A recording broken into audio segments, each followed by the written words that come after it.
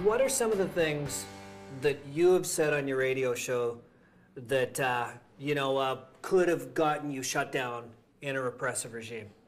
Well, mostly it's an advocacy of human rights. And for instance, whether we're talking about abuses committed by the Mugabe regime in Zimbabwe, or we're talking about crimes of war perpetrated by the United States or Britain, I don't take sides with countries.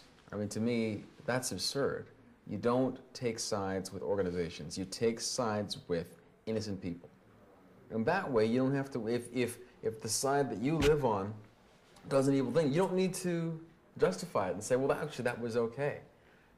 You know, I mean, as an example, if you're looking at conflicts such as, let's say, Northern Ireland, or Israel-Palestine, or China-Tibet, don't take sides with one government if a government exists. Just say, killing of innocent people will always be wrong, and occupying people will always be wrong, and taking their land will always be wrong, and blowing people up, you know, on a school bus or at a cafe will always be wrong, and blowing them up with bombs dropped from planes will always be wrong.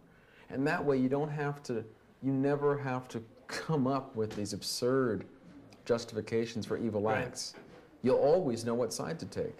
And that's why you can go to various places in the world and be very inspired, because you meet people who, they may belong to the more powerful side, but they are honestly and sincerely working to bring justice to the people who, you know, their own side is inflicting injustice upon. So how does your spiritual side guide your physical acts?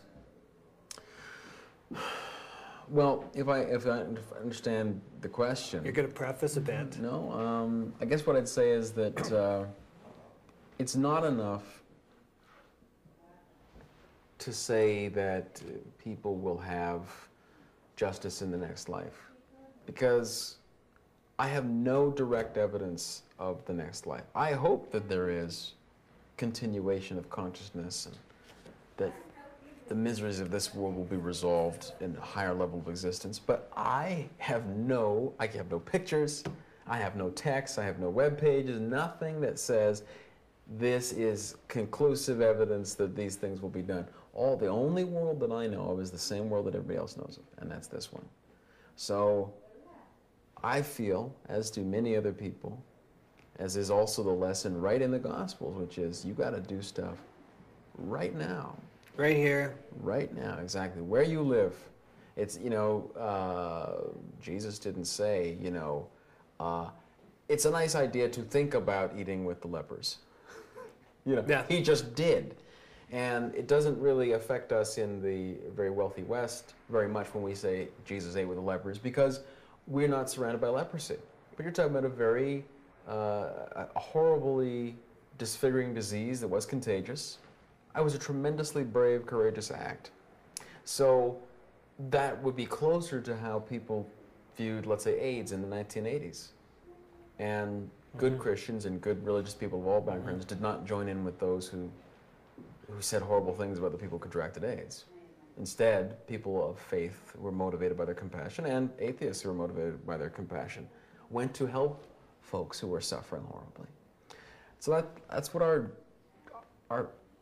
if our yearning for God or the divine doesn't motivate us to make people's lives better right now, then I think it's merely shallow self-congratulation. And I would go one step further to say that there's a vast difference between charity and social justice. Because giving somebody enough food to eat today, it helps them today, and it might even make you feel good about yourself. But what you need to do is change the circumstances so that person never again needs to have a handout for food today. That is making a better world. That is making sure that that person can feed his own family or her own family, and that person will not need to be rescued. It's fascinating how many people have taken the great questions of justice right out of the discussion. And that includes restructuring how wealth is divided. I mean, it is the people of the world who create the collective wealth. That's not a weird kind of metaphysical concept. That's not tree hugging and rainbow love and unicorns on posters. That's just straight. Which are cool. Well, for some people. But that's just straight economic fact. The people of the world create the wealth. And for all of the people who regard themselves as conservatives, who say that decent work, decent days pay, if you work hard, you should be rewarded, I say, great. Those are great, solid, good conservative values. Let's actually apply them. Because if you work for a major corporation, for instance, well, the guys at the top, they're the ones who are taking most of the wealth for what all the people below them did. Yeah. So let's apply genuine conservative values, and let's say, yes, let's reward real ingenuity, real hard work. Let's look at the worst jobs that no one else wants to do. Those are the folks who need to be rewarded. And the world would be better and safer, and also, even if you just continued to believe in capitalism as such, more people would have more dollars to spend, which would help the capitalists more. We're out of time. No, you know, I feel like we could keep talking for hours, and I really think you're so well-spoken. I love talking to you, and I think your brain is so interesting. So thank you so very much. Thank you, Really, Neil. and really, sincerely, thank you so much. Thank you.